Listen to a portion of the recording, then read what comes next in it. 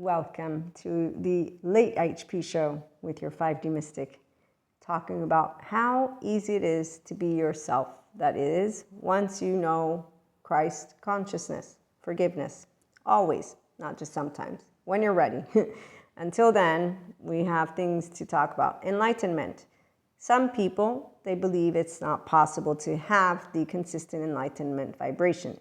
And some people think that humanity needs to consistently be shamed. And those people will typically not have an in-depth experience with their mental, emotional, or physical body, and they might one day, hopefully, be able to go and learn about love, self-love, and then about relationships, and then about life from self-love and an active lens of the self, the true self. So to be yourself means you're whole, not with unresolved childhood trauma charges. The very basic. We all have childhood trauma charges. That's basic. Then we have people who have even more than just that. Okay, so I'm attachment trauma informed since I do the spiritual self-help and secular.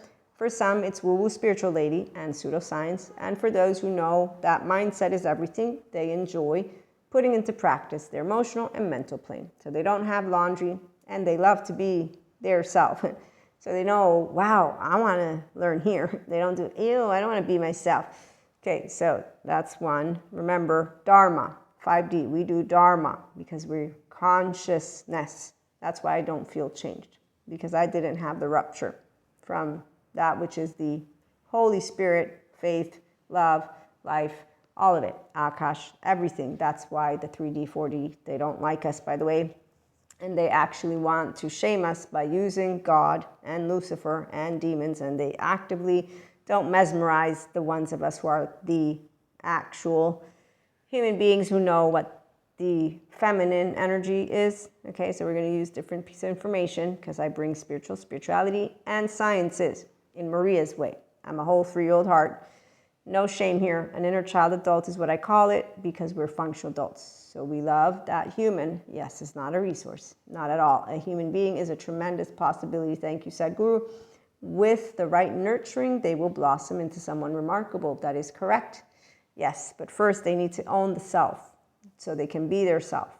They can know what love is and then what relationships are. They can do dharma and not karma, which isn't a bad word at all. No, it's just karma is your unconscious subconscious. And anyone who doesn't tend to their child trauma charges, their child parts, and bring themselves in wholeness and become their inner child adults. So first you reparent. When you're ready to forgive your household, it's when you meet Jesus. And turn the other cheek.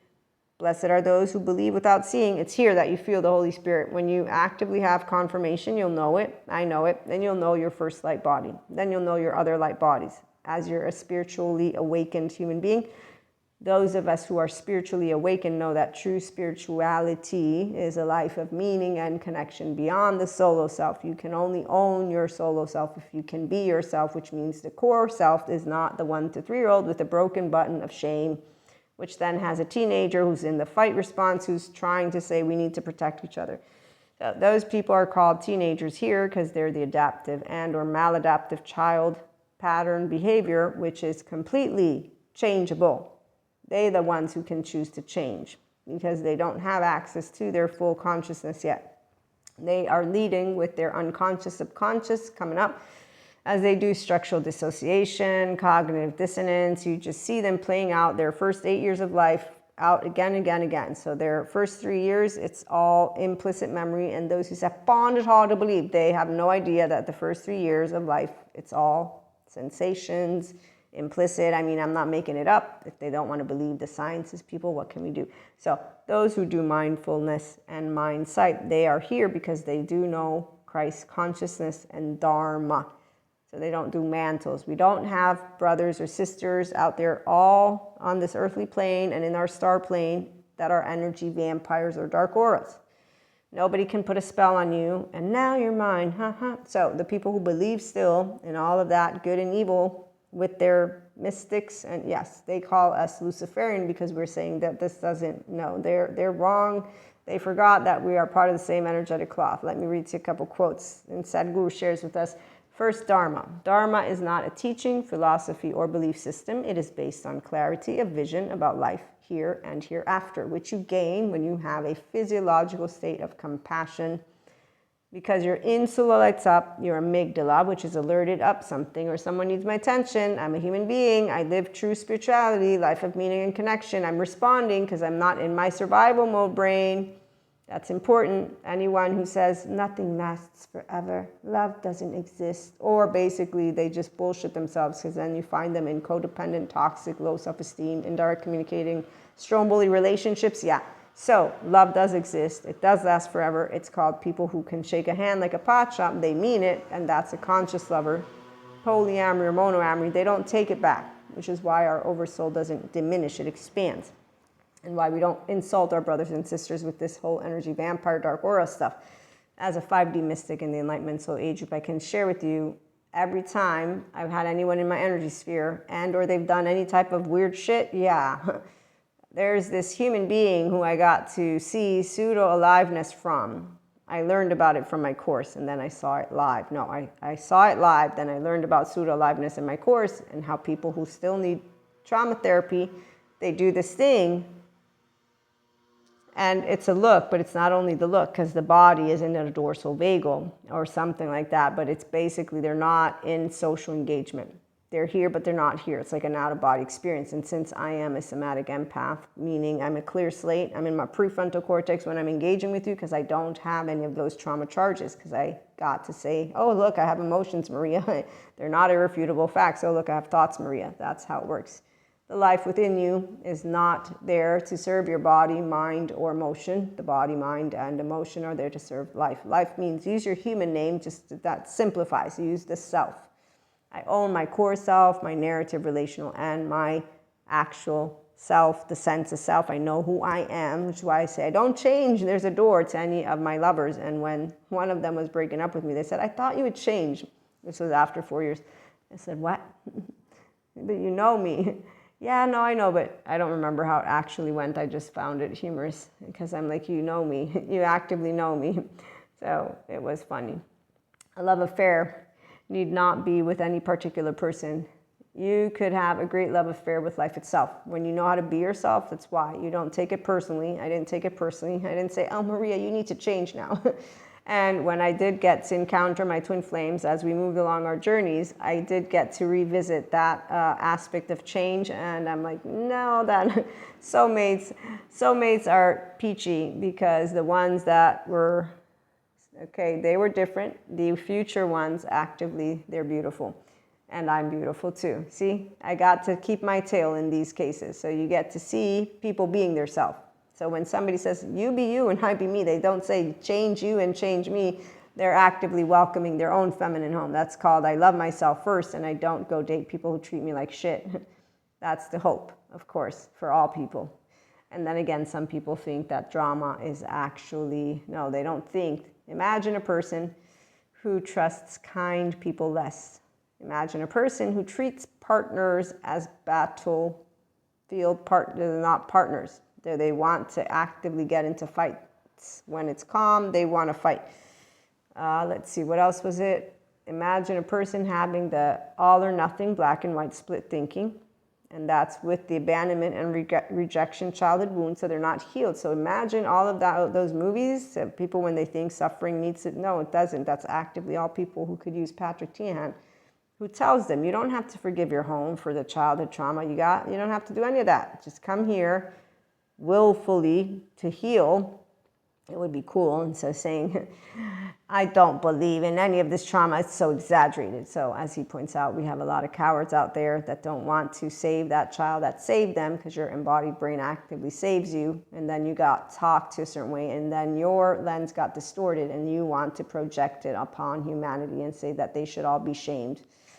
So sad. There's a therapist for every person who wants to shame humanity, and then they can stay with those groups until they're ready to, again, forgive. Like the Jesus that taught me in my catechism, they all taught me that I would have to forgive if I'm embracing and confirming. They didn't say you need to be evil and go against people and actively behave like you are casting stones. They actively taught me not to cast stones, which was my one moment of shame. When I was saying good and bad, I was like, oh no, I am casting a stone. And I learned how not to. Your ways of thinking and feeling, your likes and dislikes, your philosophies and ideologies all melt down when you fall in love. I learned the love of Jesus and the Holy Spirit, and now they don't want to accept that Reiki, Holy Spirit, spiritual gifts, clairs, sciences. It's all explaining there's goodness inside of you. It's if you get to heal the core self from the 1 to 3-year-old that got broken and feels defective and then is projecting with a 16-year-old that has a venomous tooth, the fight response. So that's a very bare, basic minimum. Again, human, not a resource. A human being is a tremendous possibility with the right nurturing. They will blossom into someone remarkable. So once you own your body, means you don't have trauma charges that you throw at people, then you'll know how your contribution to the world is you, because you'll say, yep, I want to be myself. And how to live and how joyful you are, and everything has an impact. So you're going to consistently be responsible with bringing joy, laughter. The Enlightenment soul age group, people love this. The Zen master talks about laundry. He doesn't have his emotional plane in the forefront. But remember that to connect to source, there's people who have loss and pain as a path. So as long as they stay within laundry, they don't move into blissfulness. They don't regain the complete relationship with the prefrontal cortex in a state of compassion. So the insula lights up, the amygdala, temporal junction, and that's where people stuck to the suffering bit. So it's alert, alert, alert. Instead, you want to move out of the temporal junction to the prefrontal cortex where you're taking in the information. You're like, okay, I know what's happening. I'm evaluating. This is called responding versus reacting. So you're in your prefrontal cortex.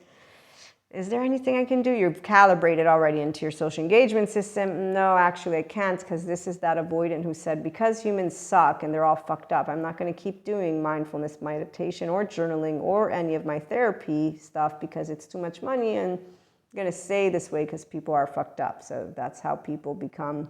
No, they don't become. They stay with their not securely attached body. And then you have coaches who say that secure attachment is boring. So that doesn't motivate a person who just said, I'm going to stay this way because, I mean, see, to me, it was like you could at least do the journaling and mindfulness. You know what it helps. Maybe they didn't explain it to you.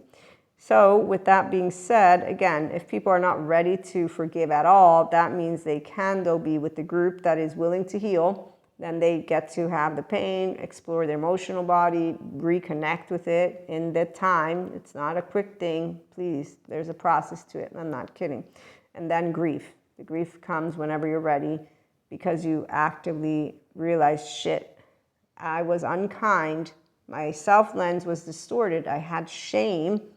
And I was projecting it all upon other people, and I was sabotaging my relationships and life and all of it, not because of me, because of my home. They sabotaged me to then be this, which is not who I am. And that's why people who heal, they say, I've changed. Those of us who didn't get broken because we don't have shame cycles, because we did not have the lack of secure attachment, child-centric environment, we are the kind people who then find out why we get treated like pieces of shit.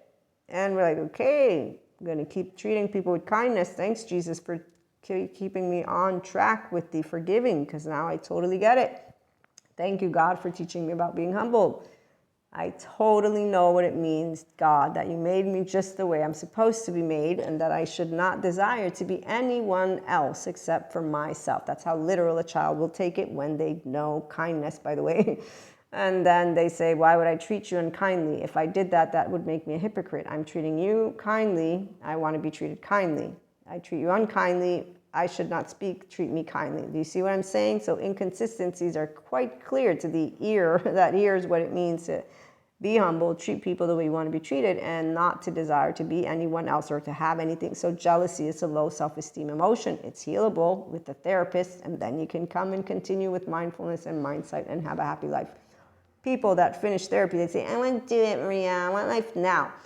Okay, there's a Zen master for those groups of people. You can go and whine about laundry over there and basically make statements that enlightenment cannot be, or people cannot always be on. No, we can, because that's actively your energy body, and Prakriti is that. It's the whole 3-year-old heart. Also, Purusha is pure consciousness, which you can always be channeling when you have an open heart, mind, and body. That's why when I do any mindfulness, mindset, or anything, I'm like, wow, okay, I know the hub in and out. I'm always in it.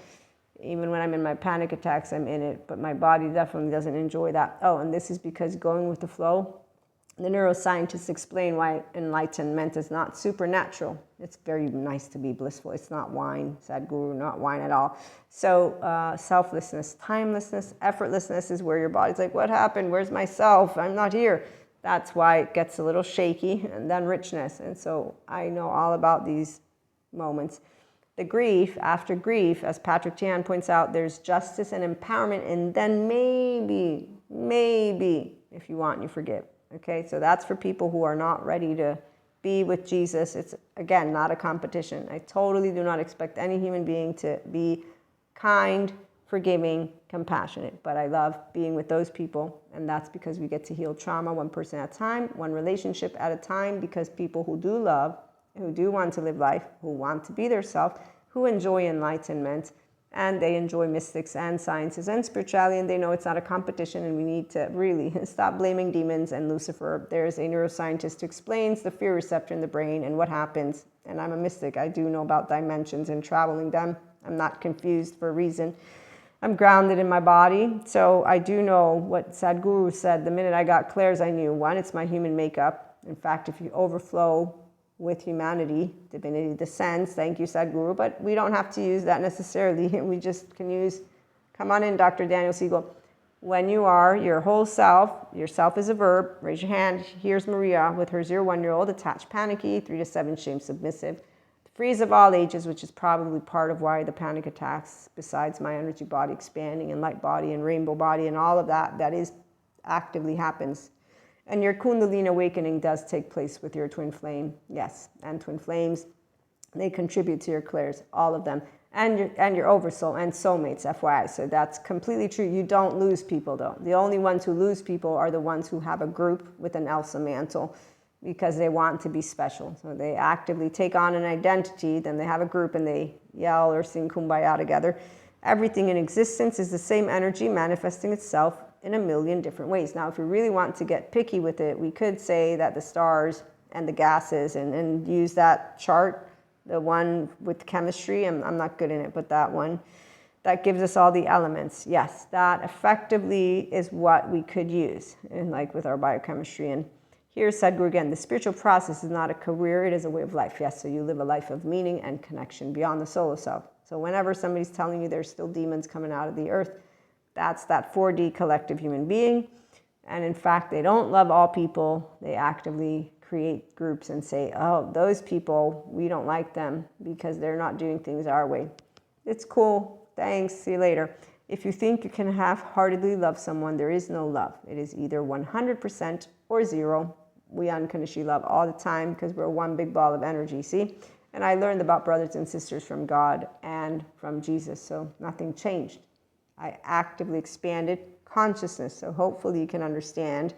And you can, if you're an integrated brain. The only people who interrupt me and say, excuse me, you're confusing sciences and spirituality and all of it. You can't put all of what you just did, you confused it. That's the left brain of a person who has non-bilateral integration, and their child is not out to play. It's their 16-year-old who's doing the adaptive child thing that lovely Terry Real taught me about.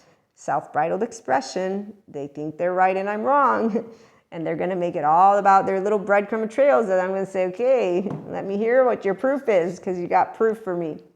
And then once they're done, I don't nod. I learned as a teenager not to nod. I actively sit appropriately well. I've got taught how to sit, and I'm mindfully aware because I actually do mindful listening, because you're my brother and sister. So you see, I share the floor like a good 3-year-old, but I'm not ashamed of it, and I'm not frustrated because I actively embodied. It's fair that I can share the floor. Yeah, we all have time. I'm still breathing. It's cool. Okay, so with curiosity, openness, acceptance, and love, I'm in my prefrontal cortex, which is why I don't actively use my survival mode, not even a little bit. And let us, in fact, read our lovely, where are you, Bezel? I love Bezel van der Kolk. I love a lot of people, though, so it might not count for some people. 1 second. Did you not take the picture? My phone does funny things. Well, we will do it this way then, because I had it shared on the Instagram channel. Here we go. One moment. You will have heard it in one of our episodes, because he explains it best, how the body keeps a score and the mind keeps account, is Lisa. So I know I got sidetracked, and I was trying to say, yes, when I got interrupted by this human being. Yes, that's a very funny story. So here's Bezel. Trauma sits in your automatic reactions and your dispositions and how you interpret the world.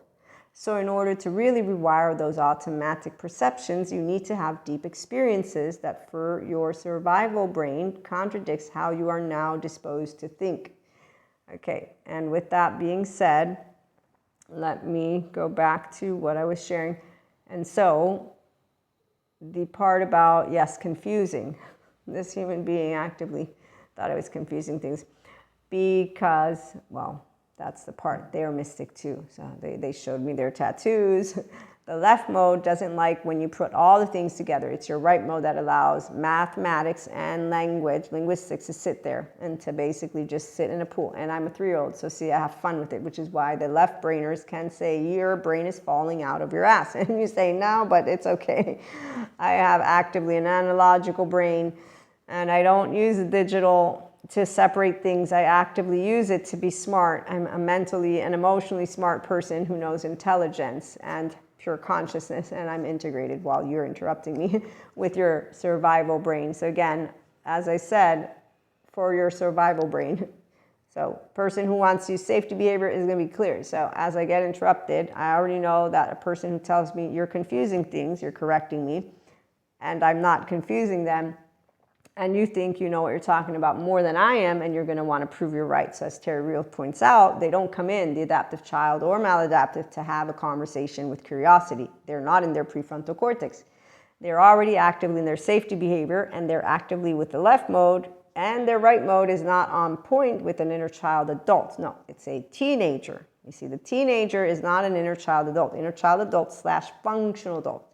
So prefrontal cortex, I'm in my human being, restorative embodiment, self-aware, accountable, regulating, social engagement, healthy self-worth, woman here. And there you go, is self-empowered, enlightened, open heart, Holy Spirit, all of it. And the minute you're acting like, and you're not going to be an asshole to me because I'm actively listening to the person in front of me with the acceptance, respect, and love that I have for another piece of consciousness. Because even if you are 3D, 4D, and you're an adaptive child, so your charge weighs you down because you're actively in your sympathetic, I'm not. And really, your nervous system isn't affecting mine because I know how to be my own safe haven, secure base, because I'm an intelligence of my own implicit memory, explicit, and all of my child parts are whole. You see, the self of Maria, it's all here.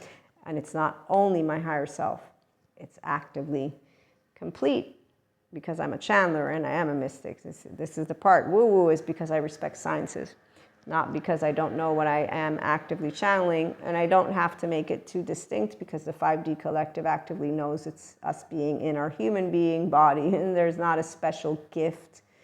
This special gift that people with Elsa mantles want to use makes it sound like you don't know where your brothers and sisters come from.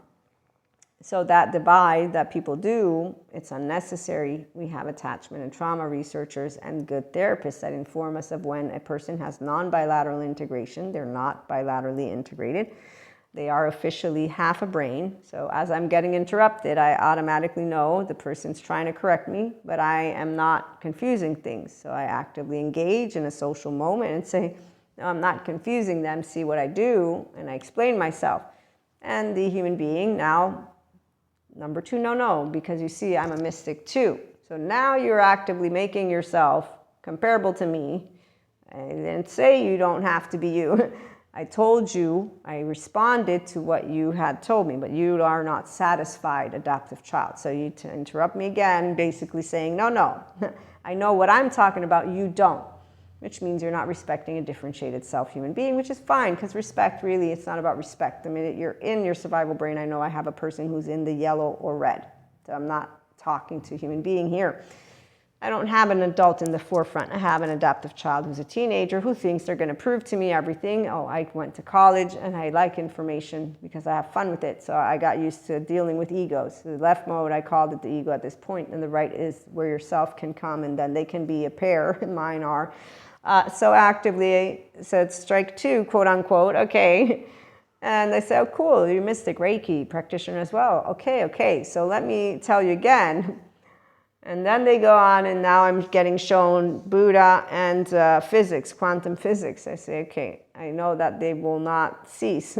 And I say, I'm curious, what were you going to say? Because we obviously are at a crossroads, and there's too much music, and we can't talk. So I'm just curious, what's the outcome of what you're trying to tell me? Because I'm pretty sure we're probably going to end up in the same place anyways. And we did. I said, okay, great. And now that we got that cleared up, I'm going to go back to my important conversation, and I will share with you books maybe at a certain point, which I didn't. This example is something that I find beautifully entertaining because I'm just so used to it. Am I being a little bit sarcastic? Well, it would be nice to have people who are actively smart, and that would make it a lot more fun because then we have a sharing pool. And that means that I get to benefit intellectually, which is what I love, because I love to learn things. I actually am curious about all subject matters. And when I have a teenager, they're not out to learn. No, they're actively not a seeker. They're actively a teenager who thinks they know everything with their own material, who's now engaging with me in what is a little sword game, which I'm not interested in at all, because again, I'm a painter and I'm having fun and I like to learn. I'm a seeker of life, not a prover. I don't need this. I have a whole heart, you see? Okay, so no need to be shaming anyone. Oh, I am willfully ignorant about a lot of things, but I'm not ignorant about what it means to be a person. Every word you utter, every action you take, your very existence, is it for everyone's well-being or is it just about you? And then he adds, just fix this one thing to determine the nature of your life. You don't have to fix it, but you can understand it. And the thing is, lots of people don't understand it completely. It's not about being impeccable with your words. It's not about appearing,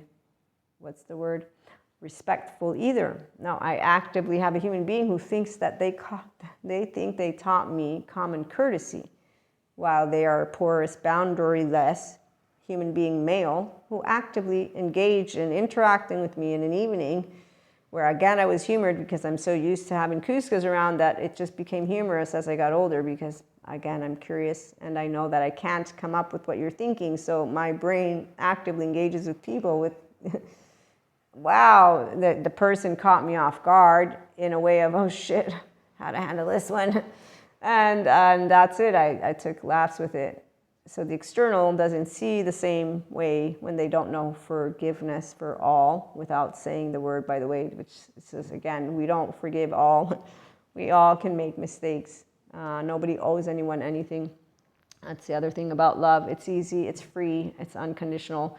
The only ones who create conditions are the same ones who want to, in fact, shame people still. So they need Patrick Tiahan before they can come talk to me about anything in a way of saying, you know what life is all about. If you did, then you would know what differentiation of the self is inside here and here. It means you never walked one day in my feet at all, not even one, not one. You casting any type of stone needs a feminine to know you just cast a stone. I remember the words clearly. I remember the feeling clearly. I remember getting taught a lesson about being humble. And it wasn't anything that is a big deal. And it has nothing to do with society thinking that you are a person that is respectful. Actively, a polyamory human being is not seen as somebody who respects. We get called non-faithful or whatever it is. And then obviously those who are monogamous and monoamorous will say, oh, it's her fault that they, or whatever it is. And we're actually also very free and a social butterfly who will flirt and do all this. So I can only know, I actively know all of how people like to wield their mouths and judge a book by its cover. And this is what makes me even more very much amused.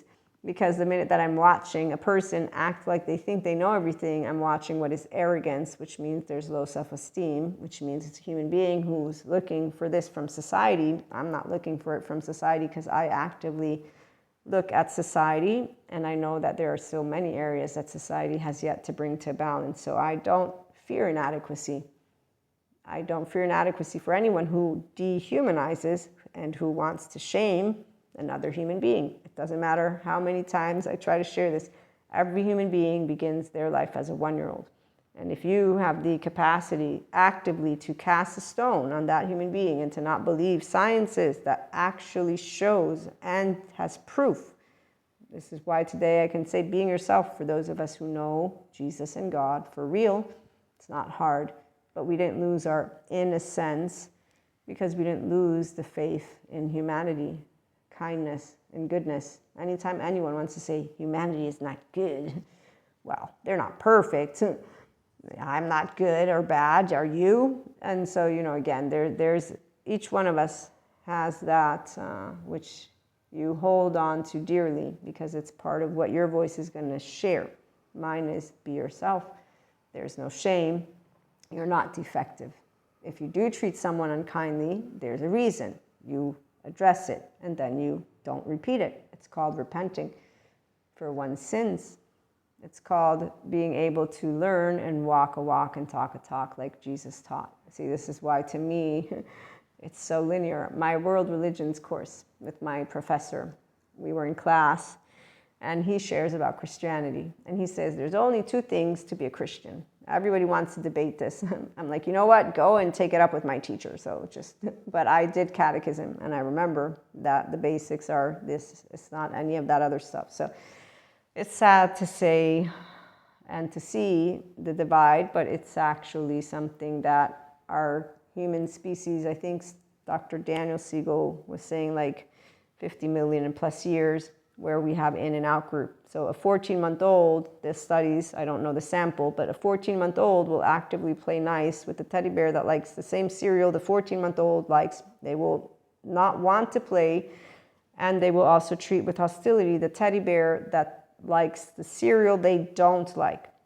And that makes sense to me, because if you and I don't like the same things, I will less likely want to be around you, because I want to be around people that like the same things I do so that we can enjoy that moment. But I also know it's a well-rounded planet. So there's Sid, Diego, Manny, there's Cusco's, Pachas, and so you get to share the globe with people and not make the 14-month-old thoughts and feelings irrefutable facts, which is why anyone who's wanting to make blanket statements, all or nothing, and people who follow them, they're all teenagers who don't know bilateral integration. They're not interested in expanding consciousness. They're not being their actual self yet. They think they are, like the person and people who correct and Adaptive children are very humorous to, again, a functional adult, as it's a low self-esteem human being. We don't argue with anyone because it actively is not intellectually or emotionally interesting to argue with what is a 3-year-old broken heart with a 16-year-old who's an adult who's not knowing how to enjoy life. Oh, and the energy gives it away because you're embodied brain. You are a brain and a nervous system and a vibe like I am. So the minute you're in your survival mode, I'm going to notice something called a small energy, and your mannerisms and just you are going to be like a small string versus a beautiful, enriching. When you meet people who are expanding pieces of consciousness, it's mesmerizing what you will feel if you're that already yourself. And I know I was going somewhere with a story, but I lost track of it. However, being oneself, that's where it's with your core self, open-heartedly, with a awareness that I'm imperfect, you're imperfect, I can work with integrity, and that's called emotional awareness of me, mental awareness of me, physical, and I will not be perfect in my verbiage. And if you take offense and are upset, I'll know how to handle you. And anytime you have low self-esteem people, they always are acting like something is personal because they don't know how to be. The true spirituality is able to put the personality to the side. It's called my implicit bias, explicit. My opinions are to the side. I have an engaging conversation with another person. I don't need to be the 14-month-old who's getting pissy in my pants. But actively, a person who's in their yellow or red is going to be biologically rude. So the only way that they can become aware of their self is, one, if I keep on talking to you, that is where you will be able to recalibrate if you want. If you are committed to the energy you're in, what is going to happen is that we're going to have a disconnect. We're going to find ourselves off.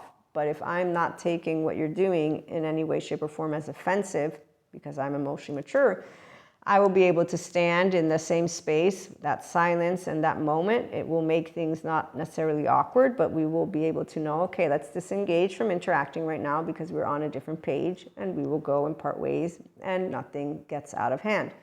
Versus the teenagers who you see them getting into arguments that is just not interesting to me. But I digress. So your contribution to the world, like mine, it is you. How you live, how joyful you are, and everything has an impact. Spirituality is a way of life. You live with meaning and connection beyond the solo self. Your solo self involves the self of you with the sense of self, the core, narrative, relational. These are words that I get from lovely Dr. Daniel Siegel and other great therapists. And I forget if he calls it too, the solo self, but I know that there's a sense of self. So we use words all jumbled up here because I use both sides of my brain here. And I navigate with feelings first, thoughts come after. But my feelings are an open heart, just so you know. And then again, when I get passionate, you'll know that too. For better or for worse, for richer or poorer, in sickness and in health, till death do us part. This is where I know you. I walked with you once upon a dream. We're going to have another episode. I know you. The gleam in your eyes is so familiar, a gleam. Oh, I love that song. And although it's true that visions are seldom what they seem, if I know you, I know what you'll do. You'll love me at once, the way you did once upon a dream. My favorite Disney cartoon as I was growing up was Sleeping Beauty. And then when I heard it again, it came through one of my channeled guidances, and I know the gleam with our oversoul. I was like, wow, that's amazing. Because if there's one thing I never thought I would have in my teenage years was clairs, was this. Because I had heard about it, but I just never would have thought, because I didn't actively, I didn't look into any of it as a teenager, and I was satisfied and very happy with what I had been given with my catechism. And also that's why I knew I wasn't anointed or special. I knew that and those words are part of a time of yesterday, but that obviously I'm connected because I said yes to my confirmation. And then I also noticed, though, that there are people who use, again, God and Jesus, but they're not here. They're not unconditionally loving. They want to shame human beings, and that's because they haven't healed their own shame. And that's a sad story, but some people, they don't want to heal. They actively are in a different spot. And so we leave that alone, though, because we have our lovely laws, and we go boat and we do what we do. And seeing everything just the way it is gives you the power and capability to walk through life effortlessly, Sadhguru. When you use your prefrontal cortex and you're equanimous, there's no ill will. You have an open heart, and you actively are emotionally mature and mentally. And that's when you're ready for more mindfulness, mindsight, and mindset practices, because you're going to enjoy doing them. Because when you stub your toe, you actively don't want to do the temporal junction and ruminate and fuck, or vent. You don't want to say, I don't gossip at all. We don't want to, but we all do. When we're talking to each other, somebody can say, that's gossiping. Okay, so the point is, you don't have where you're exempt from something. We're all inclusive because we're all imperfect, we're all flawed. That integrity doesn't mean somebody will see you as kind or compassionate. Actively imagine someone trusting a kind person less, mistrusting neutral faces, thinking that they're bad faces, going and saying that's an angel, that's a demon. All or nothing thinking is not just a person with the borderline personality lens. It can be narcissism. It can be a person who has a fancy little suit and has a shame button. Any person who's giving you so far extremes, they tell you meditation is bad, they tell you neuroscience is bad. Anyone who is locking it up versus saying, here's what some of the science's data shares. So for example, we talked about meditation. We have a longer episode on that one on Monday. It's only on the audio version, but for Spotify, you can see it with a video. I decided not to post it on YouTube. So for YouTube, what we had was a very short version of it. But the individuals who don't understand that meditation can have negative outcomes, because a person, if they don't know about their body and the trauma charges, and they don't take trauma healing seriously, which people don't. I find it hard to believe their first years of life mean anything. So a person doesn't believe their implicit memory has anything to do with their adaptive, maladaptive child behavior. It does. The adaptive child is a teenager who is actively a child's idea of what the parent should have done, could have done, would have done, and they're actively trying to save their own self, which is why they are rigid, and then they go chaotic and or rigid whenever you presented them an alternative situation, and that's non-bilateral integration. It means they're not integrated, and it's called structural dissociation. So as long as you say, no, I think stubbing my toe and saying fuck you in the way of being in my sympathetic is the only way, that's called human suffering, because your body is in distress. And you've actively decided not to use the pillars of your mind to focus attention, but the awareness is where the sensitivity lies, which is why meditation can be a negative for some people, because that's maximum uncertainty, depending on the degree of trauma charges that you have, which is not something that you will auto-diagnose. Any armchair out doesn't count. These people using words without going to good therapists, there are bad ones, so you do want to see somatics, child parts work, EMDR, people who know Bessel van der Kolk, Stephen Porges, Daniel Siegel, and they know these are groups. And obviously I already know that the other group, we're all against them. So there's that divide. But Stephen Porges, polyvagal theory doctor, Diane Heller, I know her with Peter Levine. Terry Real is really great. Again, Patrick Chehan for childhood trauma survivors. He specializes in that area. So he's just somebody that I know is a good source for anyone who wants a community of childhood trauma survivors. But the names that you want to look for: Bessel van der Kolk, Stephen Porges, Peter Levine, Dr. Daniel Siegel, Janina Fisher, Pat Ogden, Ruth Lanius, Bethany, I don't ever remember your last name.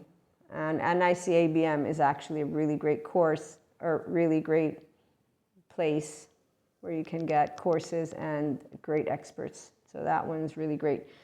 Serious, good, well-rounded. Dr. Albert Wong with Somatopia. My courses there, fantastic, all of them. Although I only have the capacity so far. I've taken only 2, completed 1. 1 is being done. And the Awakened Embodied Certificate Program with Embodied Philosophy is really good. So, I mean, if you're somebody who's interested, Somatopia with his trauma in-depth courses and Awakened Embodied Certificate would give you a very well-rounded. I would do them in the order of Albert first, so Somatopia, and then Awakened Embodied Certificate, because they focus on the body a lot, which is good. But you want to understand how the mind works. Because the mind, like Lisa says, translate what the body holds. So the part of what I did notice, the brain is running a model of its body, Lisa Feldman Barrett. The brain uses past experiences to decipher what it senses. When I went to my Somatopia, I had a lot of good material with my teacher, Sue Martin, as well. She taught me about the child charge parts, and it all fit really great. And then learning about the body helped me to be a whole, complete person who can continue supporting people for not therapy stuff, but to continue understanding how your body and your mind work together. If you only do one, the body one, I noticed that a lot of people completely have not the holistic, there's missing components is what I'm going to say. So I will let you go now. We have had a long late IHP show because I have a new way that I can record and I like it. And so that's something that we might be using in case I lose the access to my lovely microphone for some reason. Thank you for stopping by again. Let us remember that our self is here and the God. And when you are whole, you're ready for that forgiveness that Jesus talks about. You don't have to believe in any one, but that's where the unconditional love, the capacity to forgive. It's you having had pain, grief. You've welcomed yourself home. You understand that nobody chooses, not our ancestors. We don't have to keep, again, blaming Lucifer or doing any of the shaming trauma stuff. We can actively know humans evolve. We are ignorant, at times willfully. People who want to believe again in other stuff, that's for 3D, 4D. For those of us who bring it all together, That's where being yourself, straightforward, it's really nice. And true love is a person who consistently communicates. If they give you silent treatment, if they're inconsistent, it's not a person who wants to stick around. Their amygdala is actively uninterested in sticking around. And it doesn't matter why. You're not the amygdala. You don't need to figure it out. The person is the one who can say to themselves, what am I doing? What am I not doing? You share that behavior, unacceptable, that acceptable through conversation, not shaming. It's equanimity, and that's because the prefrontal cortex, I have no trauma charges. I'm actively curious, open, accepting, and loving in my present brain as I'm in a physiological state of compassion when I'm a restorative embodiment, self-aware, integrated brain person. You can use all the fancy words you want. You're not insulting me. I'm also a grown woman who has no shame, didn't have it when I was a kid. You can only imagine now. And yes, I have had people speak words to me. In fact, there's one that comes to my brain, and as they spoke them, I said, that's exactly why your herd is what your herd is. And I didn't know about what I do today. And today I know. So that means not only their herd, but the other individual, they got treated that way. And so did their parents, and so on and so forth. So when anyone speaks words to somebody that they're bad, you better bet that they got spoken those words by somebody else. So anybody coming to me, I got a mom. She taught me all about how to talk and use my words and how not to do all or nothing, because she actively taught me the world is in the middle. The world is in the middle. And Jesus taught me not to cast a stone, and so did God. So the all or nothing is straightforward for a person who I say is a decent human being. But apparently, it seems like it's not always this straightforward. So hopefully this supports all of those of you who are regular listeners, of course, and viewers, and anybody who's new, welcome aboard. Spiritual self-help. You don't have to be spiritual, but definitely I am, and with great honor. I have lovely clairs, and it's fun. So we might not be back with something else since we did a lot right now, but we do have something that I will close on out with. Emotion has no voice. There's this beautiful song. The name of the Italian singer is Adriano Celentano. And he says, emotions have no voice. I don't know how to talk about love. My breath is taken away. If you are there, it's too much light. My soul expands like summer music. And then this big desire takes over, and it turns on with your kisses. And he says, I will be sincere with you. I will be that which I am, authentic, right, myself. I will never be dishonest, I swear. And he goes on and on. There's parts that definitely are not for the lovely polyamory and the unconditionally loving community, because we always forgive, because nobody owes us anything. And again, we don't walk in anybody's shoes. So we are not actively going to cast a stone. We actively have a conversation, and we redirect and recalibrate. So when there's maladaptive or adaptive child behavior, we don't do what martyrs, superiors, or blamers do. Healthy self-worth people have a functional adult conversation, and we can reorganize. And that's how it works. And so all of your relationships, you expand your oversoul, not minimize them. In my arms you will sleep serenely. This is very important, you know, to feel whole with each other. And that's a secure attachment relationship. And that's what love, life, romance is all about. And it's yesterday, tomorrow, after tomorrow, after tomorrow, with an amygdala that's alerted to wanting to know, are you well? Inner and outer well-being. Are you well? So your one concern for anyone, twin flame, flames, soulmates, it doesn't matter. Compersion. I want you to be happy. So as long as you're happy, whatever you're doing, we can be near or far. This is the other part. He says we're lost when we're alone and divided. No, true love, I'm not lost when you're far from me. We're always together because we're independent lovers. Okay, so functional adults are very different than those who depend on each other. And what else does he say? Let's see, hold on one second. 2 different personalities, taking passionate conversations. Yes, of course. And we are connected within. The love that we have is a feeling and a depth of, you just know there's no separation. Nothing and no one can divide you. And that is actively what happens with your oversoul, by the way. a feminine knows, our oversoul expands. And we don't cut people out of our life because they might not know how to handle emotional, mental, physical. We have conversations. So the biggest gift you can give each other is to love, accept, and respect each other, and to know that your contribution to the world is you. How you live, how joyful you are, everything has an impact. So hopefully you're all here ready to be that whole 3-year-old heart, and if not, you all can get here, and we get to do mindset, mindsight, and mindfulness. You can accompany that to whatever good therapy you're doing and continue to do more depending on where you're at with that window. Welcome. If you're already here, great, come on board.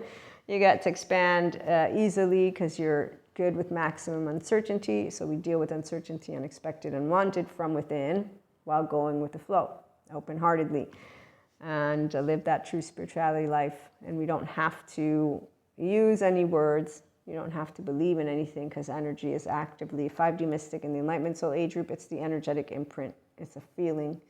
You'll see me as we continue to grow our community describe to you the energy and perception, because that's actively what I do.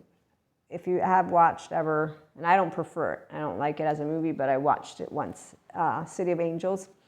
The angel, describes all of what he's tasting because he's never tasted it before. And I remember liking that. I said, I'm going to do that, because I like to describe what I'm eating and what I'm not. It just looks like fun. Plus it's like something's new. So actively, that's a mindful way to do if you want your day-to-day, and to start getting into practicing like disregarding whatever convictions you've had, or just getting a more in-depth flavor of so pears, I like pears a lot, for example. They're grainy. Some people don't like it because of that.